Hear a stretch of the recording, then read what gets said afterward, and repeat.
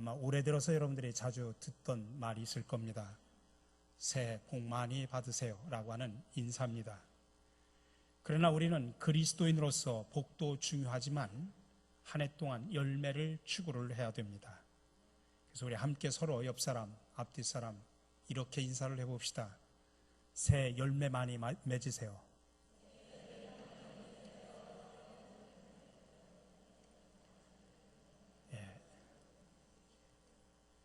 열매는 우리 가정에서뿐만 아니라 우리 교회와 또 밖의 세상에서도 우리가 열매를 많이 맺어야 됩니다. 오늘날 현대인의 특징을 다양하게 분석을 합니다. 많은 사람들이 말하기를 이 세대를 산무시대라 그렇게 표현을 합니다. 무감각, 무관심, 무기력입니다. 첫 번째로 무관심합니다. 타인과 공동체에 대해서 너무나 무관심합니다. 사회, 정치, 경제에 대해서 무관심합니다. 자기의 이익과 기분에 맞는 사람에게는 관심이 있지만 그렇지 못한 사람에게는 무관심합니다. 앞집에 도둑이 들어왔다고 할지라도 나에게 피해가 없으면 무관심합니다. 또 무감각합니다. 옳고 그름에 대한 감각이 없습니다. 함께 사는 사회에서 윤리적인 감각이 없습니다. 나 혼자 즐기고 나 혼자 즐거우면 되는 것이지 다른 사람에 대한 감각이 없습니다. 내가 편하면 되지 다른 사람이 불편한 것에 대해서 무감각합니다. 그래서 주차장에서 주차할 때 내가 조금만 신경을 쓰면 한 대 더 주차할 수 있고 또 다른 사람이 편하게 주차할 수 있는데도 전혀 관심을 두지 않고 무감각합니다. 또 무기력합니다. 에이 모르겠다. 될 대로 되라. 포기하며 무기력하게 살아갑니다. 그러니 도전하기를 싫어하고 귀찮아하면서 안주합니다. 모든 일에 무기력합니다. 이렇게 사람들은 무관심과 무감각과 무기력에 빠져 있습니다. 그러다 보니 결국은 모든 것에 대해서 무책임합니다. 그러나 우리 그리스도인들이 이렇게 세상에 살다 보면 우리는 세상 속에서 아무런 열매도 맺지 못합니다. 기독교 윤리신학자인 리처드 니버라고 하는 분이 쓴 유명한 명저가 있습니다. 책임적 자아라는 책이 있는데 그는 그 책 속에서 사람이 살아가는 모양을 세 가지로 분류를 합니다. 첫 번째로 행동의 표준을 자기가 세워놓는 목적에 두는 사람들입니다. 내가 성취할 목적이 무엇이냐? 여기에 최고의 관심을 둡니다. 그리고 그 목적을 성취하기 위해서 수단, 방법을 가리질 않습니다. 두 번째 행동의 표준을 법에 두는 사람들입니다. 내가 지켜야 할 법이 무엇이냐? 여기에 관심에 초점을 둡니다. 성경에 보면 바리새인들이 그랬습니다. 안식일에 병을 고쳐주면 안식일법을 못 지키는 것 아닙니까? 법을 지키는 것이 사람의 생명보다도 더 중요하게 여깁니다. 세 번째로는 행동의 표준을 책임에 두고 사는 사람들입니다. 내가 성취할 목적이 무엇이냐, 내가 지켜야 될 법이 무엇이냐, 그런 물음보다는 우리는 함께 무엇을 해야 하느냐라고 하는 그런 물음에서 움직이는 그런 사람들입니다. 우리 사랑하는 성도 여러분, 여러분들은 지금까지 인생을 살아오시면서 어떤 질문을 하면서 살아오셨습니까? 무엇을 성취해야 하나? 무엇을 지켜야 하나? 우리는 함께 무엇을 해야 하느냐? 여러분들의 행동의 표준은 무엇이었습니까? 오늘 예수님께서 우리에게 너희는 소금이고 빛이라고 하신 이 말씀은 무관심, 무감각, 무기력한 이 세상에서 너희는 책임있게 살으라고 하는 그런 말씀입니다. 그리고 리차드 니버가 말한 것처럼 목적으로의 수단, 방법을 가리지 않는 그런 삶이 아니라 존귀한 생명보다도 법만을 주장하는 그런 삶이 아니라 더불어 함께 무엇을 추구해야 하는가를 물으면서 살아가라고 하는 그런 말씀입니다. 특별히 오늘 본문은 세상에 사는 우리가 누구이고 어떻게 살아야 할지 우리에게 큰 그림을 보여주는 말씀입니다. 물론 산상수훈 속에 나오는 말씀입니다만은 크게 둘을 이야기합니다. 소금과 빛. 13절에서 말합니다. 너희는 세상의 소금이니 소금이 만일 그 맛을 잃으면 무엇으로 짜게 하려? 14절입니다. 너희는 세상의 빛이라. 산 위에 있는 동네가 숨겨지지 못할 것이요. 주님께서는 우리를 세상에 보내시면서 기대하는 삶이 소금과 같은 삶, 빛과 같은 삶입니다. 왜 주님 우리가 세상에서 소금과 빛으로 살라고 말씀하셨을까요? 첫 번째로는 우리는 드러나기 때문입니다. 여러분, 소금과 빛은 어떤 경우든지 가만히 있질 않습니다. 어디에 있든지 그 존재가 드러납니다. 소금은 녹고 빛은 비춥니다. 소금은 음식을 짜게 하고 빛은 어둠을 밝게 합니다. 이렇게 소금이나 빛은 어디에 있든지 그 존재가 드러나게 되어 있습니다. 오늘 14절에 보니까 너희는 세상의 빛이라. 산 위에 있는 동네가 숨겨지지 못할 것이라고 표현합니다. 여기서 특별히 산 위의 동네라고 표현합니다. 여러분, 이것은 그때 당시에 일반적인 이야기인데, 다시 말하면 이스라엘은 집을 질 때 아주 독특하게 짓습니다. 우리는 보통 평지나 골짜기에다 집을 짓는데 이스라엘 사람들은 산 위에 높은 곳에다 집을 짓습니다. 이유는 네 가지입니다. 첫 번째로는 기후적인 이유입니다. 우선 덥기 때문에 높이 올라가면 시원합니다. 두 번째로는 지질학적인 이유입니다. 이스라엘 산은 대부분 단단한 바위로 구성되어 있기 때문에 산에 집을 지으면 안전합니다. 세 번째로는 전략적인 이유입니다. 전쟁이 나면 적군이 골짜기를 통해서 올라오기 때문에 방어할 시간을 법니다. 네 번째로는 영적인 이유입니다. 이스라엘 백성들은 산에 높이 올라가면 올라갈수록 하늘에 가깝고 그래서 기도가 빨리 응답된다고 생각을 했습니다. 그래서 예수님은 그때 당시 이스라엘 사람들이 높은 곳에다 집을 짓고 사는 그런 습관을 통해서 그것을 빗대서 오늘 진리를 말씀하고 싶었던 것입니다. 그것은 제자들의 삶입니다. 세상에서 사는 제자들의 삶은 언제나 노출되어 있다는 이야기입니다. 산 위에 집이 있으면 금방 노출되고 금방 보이는 것처럼 언제 어디서나 사람들의 눈을 피할 수 없다는 것입니다. 높은 곳에 집이 있으니 어떻게 안 보이겠습니까? 다 봅니다. 그렇습니다. 오늘날 보십시오. 세상 사람들은 수많은 죄를 저지릅니다. 근데 잘 드러나질 않습니다. 근데 교회는 조금만 죄를 저질러도 잘 드러납니다. 세상은 본래 죄 짓는 곳이기 때문에 죄를 지어도 그런가 보다 합니다. 그러나 교회는 본래 죄 없는 곳으로 생각하다가 무슨 조그만 죄라도 드러나면 사람들이 아니 교회가? 아니 믿는 사람들이? 그렇게 놀랍니다. 일반인들은 죄를 지어도 그런가 보다 합니다. 그런데 교인들이 죄를 지으면 안 된다고 생각하기 때문에 오히려 더 비판을 합니다. 한마디로 교회는 산 위에 있는 동네이기 때문에 그렇습니다. 수많은 사람들이 바라보고 모든 사람들에게 노출되어 있기 때문입니다. 말하자면 세상은 골짜기에 있고 교회는 산 위에 있습니다.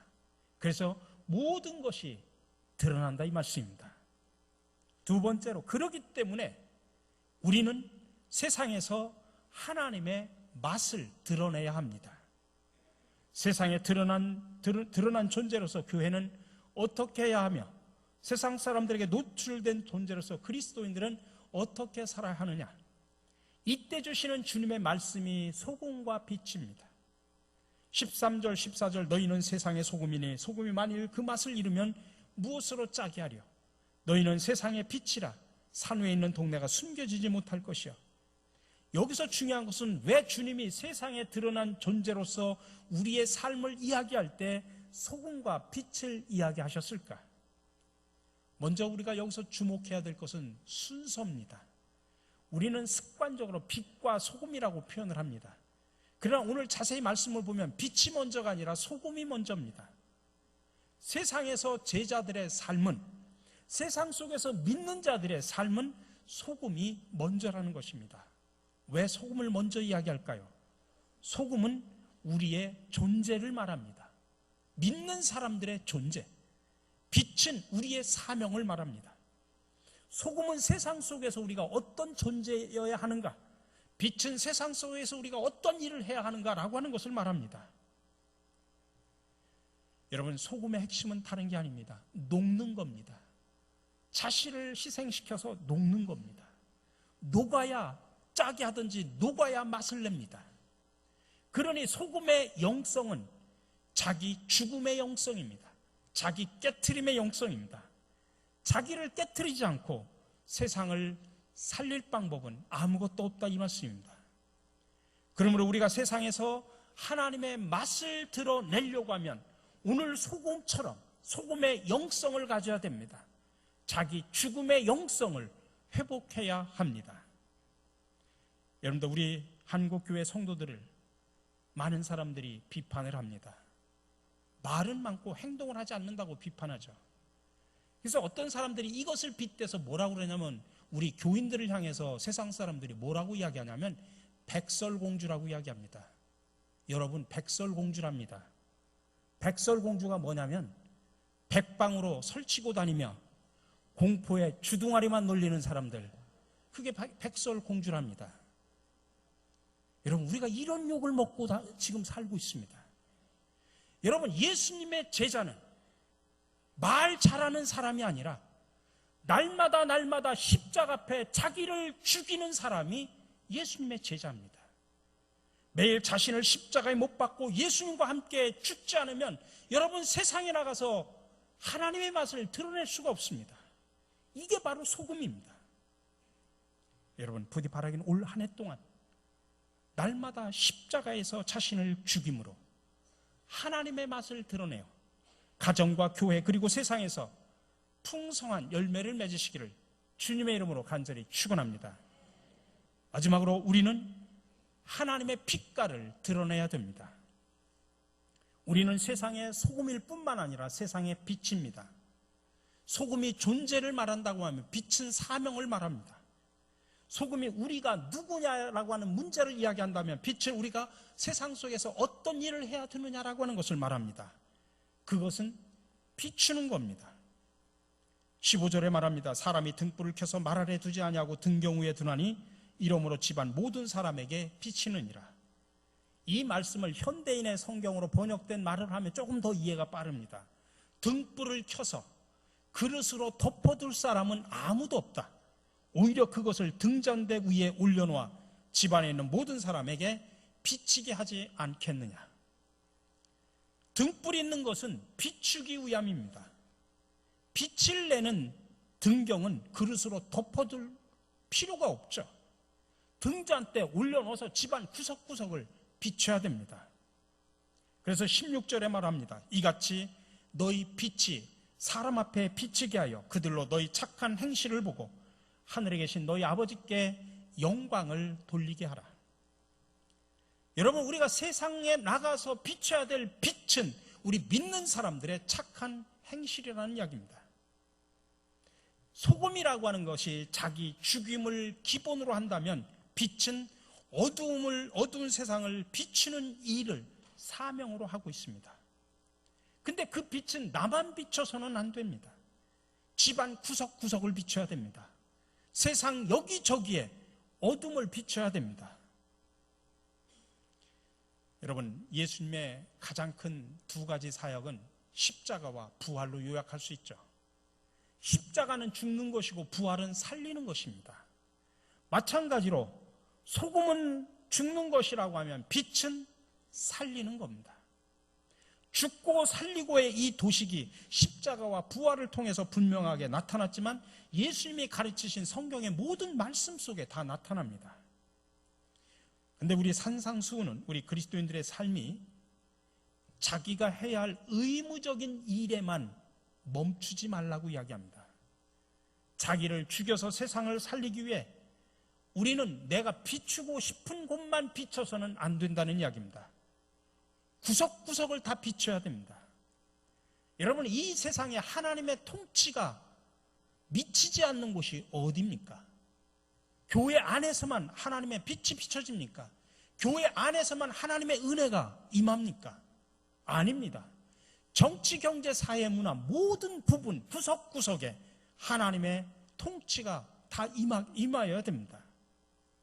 그렇기 때문에 우리는 이 세상에서 빛을 발할 때 세상 구석구석에서 우리는 다 빛을 발하는 삶을 살아야 됩니다. 그리고 어두운 세상에 빛을 비추는 교회는 의무감에만 국한돼서는 아니고 의무감을 뛰어넘어야 됩니다. 예를 들어서 산상수훈에서 말합니다. 예수님은 우리가 사랑을 할 때 형제만 사랑해서는 안 된다는 이야기입니다. 원수까지도 사랑하라. 근데 유대인들은 당시에 자기 동족만 사랑했습니다. 근데 예수님은 산상수훈을 통해서 그것을 뛰어넘어서 너희들이 그렇게 철천지 원수처럼 생각하는 그들도 사랑하라고 이야기합니다. 그렇지 않으면 빛으로서 세상 구석구석을 비추는 것이 아니다, 이 말씀입니다. 우리가 할 수 있는 종교적인 의무를 넘어서야 우리는 세상에 빛을 비출 수 있습니다. 우리가 여기서 지금 단지 예배드리고 기도드린다고 여러분 세상이 달라지지 않습니다. 여러분, 우리는 예수 믿으면서 교회 생활에 익숙해질 수 있습니다. 시간이 지나면 지날수록 교회 생활에 익숙해져 갑니다. 근데 여러분 기억하십시오. 내가 교회 생활에 익숙해지는 것과 예수님과 친밀한 것은 절대로 같은 것이 아니다라는 이야기입니다. 우리가 가장 두려워해야 되는 것은 우리가 습관적인 신앙생활에 익숙해 가면서 예수님의 정신은 점점 멀어져 가는 것입니다. 여러분, 바리새인들을 보십시오. 그들은 하나님의 말씀인 율법에 얼마나 익숙한 사람인지 모릅니다. 근데 그들은 예수님의 정신에서는 멀어갔던 사람들입니다. 오늘 한국교회 문제가 바로 여기 있고 우리들의 문제가 바로 여기 있다, 이 말씀입니다. 우리 사랑하는 성도 여러분, 우리는 산 위에 선 동네입니다. 우리가 교회 다니는 것을 숨길래야 숨길 수가 없습니다. 그러므로 우리는 2016년 새해 예수를 제대로 믿어야 됩니다. 여러분, 지금까지도 예수를 믿어오셨지만은 올해는 예수님을 잘 믿으시기 바랍니다. 그러기 위해서는 소금처럼 날마다 죽으시기 바랍니다. 나는 날마다 죽노라고 그렇게 고백한 바울의 고백이 우리들의 고백이 되기를 간절히 바랍니다. 빛처럼 우리가 사는 모든 삶의 구석구석을 여러분들 비추시기 바랍니다. 그게 바로 우리의 사명입니다. 주전 4세기경 그리스의 디오게네스라는 유명한 철학자가 있었습니다. 그는 그리스 아테네 도시를 대낮에, 밝은 대낮에 등불을 들고 걸어다녔습니다. 그의 눈에는 아테네 도시가 어둠의 도시로 보였던 것입니다. 그래서 많은 사람들이 그에게 묻습니다. 도대체 밝은 대낮에 등불을 들고 다니는 이유가 뭡니까? 디오게네스가 이렇게 대답을 했습니다. 사람을 찾고 있습니다. 이 시대를 밝힐 사람다운 사람을 찾고 있습니다. 그렇습니다.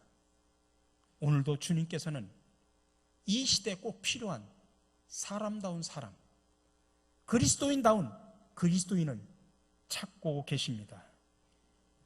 소금과 같이 세상에 하나님의 맛을 내는 사람을 찾고 계십니다. 이 세상에 어둠을 밝힐 수 있는 하나님의 빛깔을 가진 사람을 찾고 계십니다.